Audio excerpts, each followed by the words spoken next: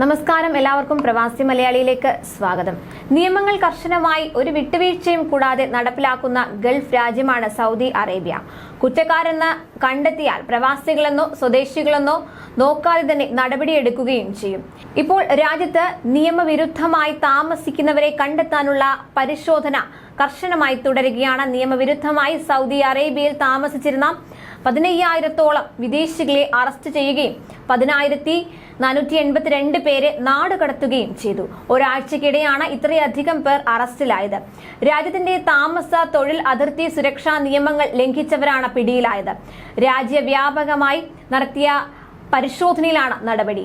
September 14 മുതൽ 20 വരെയുള്ള കാലയളവിൽ രാജ്യത്തിന്റെ വിവിധ ഭാഗങ്ങളിൽ നിന്നാണ് അറസ്റ്റ് നടന്നതെന്ന് സൗദി വാർത്താ ഏജൻസിയായ SPA റിപ്പോർട്ട് ചെയ്യുന്നു. പിടിയിലായവരിൽ 9,538 പേർ രാജ്യങ്ങളുടെ റെസിഡൻസി സമ്പ്രദായം ലംഘിച്ചവരും 3,694 പേർ അതിർത്തി സുരക്ഷാ നിയമങ്ങൾ ലംഘിച്ചവരും തൊഴിൽ നിയമങ്ങൾ ലംഘിച്ചതിന് 1,822 പേരും ഉൾപ്പെടുന്നു. 7,378 സ്ത്രീകൾ ഉൾപ്പെടെ മൊത്തം 43,763 നിയമവിരുദ്ധരാണ് നിലവിൽ നിയമ നടപടികൾക്ക് വിധേയരായിരിക്കുന്നതെന്ന് ആഭ്യന്തര മന്ത്രാലയം പ്രതിവാര അപ്ഡേറ്റിൽ പറഞ്ഞു.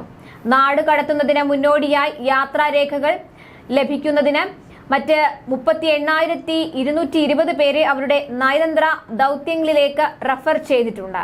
കൂടാതെ 1,722 നിയമവിരുദ്ധരെ കൂടി യാത്ര റിസർവേഷൻ പൂർത്തിയാക്കാൻ റഫർ ചെയ്തിട്ടുണ്ട്. നുഴഞ്ഞുകയറ്റക്കാർക്ക് രാജ്യത്തേക്ക് പ്രവേശിക്കാൻ സൗകര്യം ഒരുക്കുകയോ അവർക്ക് ഗതാഗതമോ പാർപ്പിടമോ ഏതെങ്കിലും തരത്തിലുള്ള സഹായമോ നൽകുന്നവർക്ക് പരമാവധി 15 വർഷം വരെ തടവും 1 ദശലക്ഷം റിയാൽ വരെ പിഴയും ലഭിക്കുമെന്ന് സൗദി ആഭ്യന്തര മന്ത്രാലയം ആവർത്തിച്ച് മുന്നറിയിപ്പ് നൽകിയിട്ടുണ്ട്. അതേസമയം സൗദി അറേബ്യയിൽ അഴിമതി, കൈക്കൂലി എന്നിവയുമായി ബന്ധപ്പെട്ട പ്രവാസികൾ ഉൾപ്പെടെ നിരവധി പേരെ തിങ്കളാഴ്ച അറസ്റ്റ് ചെയ്തതായി Saudi control and anti corruption authority Nazaha അറിയിച്ചു. സുരക്ഷാ ഉദ്യോഗസ്ഥർ, സർക്കാർ ജീവനക്കാർ, ജഡ്ജി ഉൾപ്പെടെയുള്ളവരാണ് പിടിയിലായത്.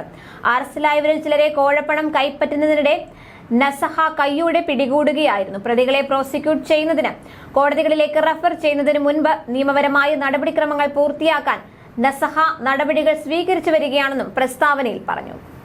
കൂടുതൽ പ്രവാസി വാർത്തകൾക്കായി ഈ ചാനൽ സബ്സ്ക്രൈബ് ചെയ്യുക.